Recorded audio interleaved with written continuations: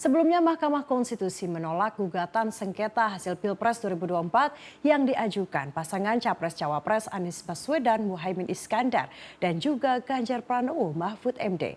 Dengan demikian, Prabowo Subianto dan Gibran Rakabuming Raka sah menjadi pemenang Pilpres 2024.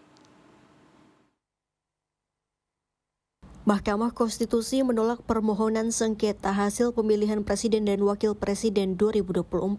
MK menolak permohonan yang diajukan Anies Baswedan Muhaimin Iskandar dan Ganjar Pranowo Mahfud MD setelah membacakan pertimbangan terhadap dalil-dalil permohonan. Putusan atas permohonan Anies Muhaimin dan Ganjar Mahfud disampaikan secara berbarengan dalam sidang pembacaan putusan di ruang sidang Mahkamah Konstitusi, Jakarta Pusat pada Senin 22 April kemarin. Amar putusan MK untuk kedua perkara itu sama persis. Mahkamah Konstitusi awalnya menyatakan berwenang mengadili permohonan Anies Caimin. Mahkamah Konstitusi selanjutnya membacakan pertimbangan terhadap berbagai dalil. Salah satu yang dipertimbangkan Mahkamah Konstitusi ialah dalil Anies Caimin yang meminta Capres-Cawapres nomor urut 2, Prabowo Subianto dan Gibran Rakabuming Raka didiskualifikasi.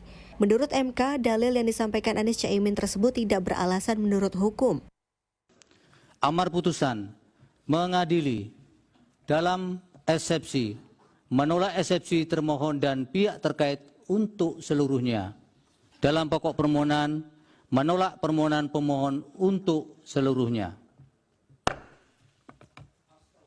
Pendapat berbeda atau dissenting opinion.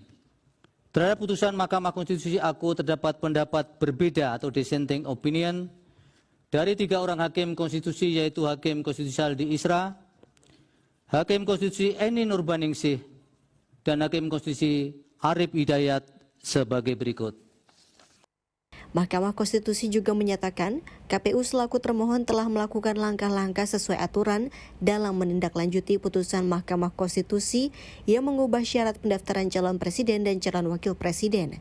MK juga menyatakan dalil yang menganggap ada nepotisme hingga campur tangan dari Presiden Joko Widodo terkait munculnya putusan MK yang mengubah syarat usia Capres-Cawapres tidak beralasan menurut hukum. Menurut MK tidak ada pihak yang menyatakan keberatan setelah ada Prabowo Gibran ditetapkan sebagai Capres dan Cawapres.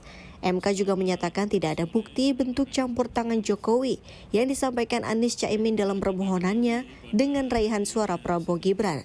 Demikian laporan tim berita Garuda TV.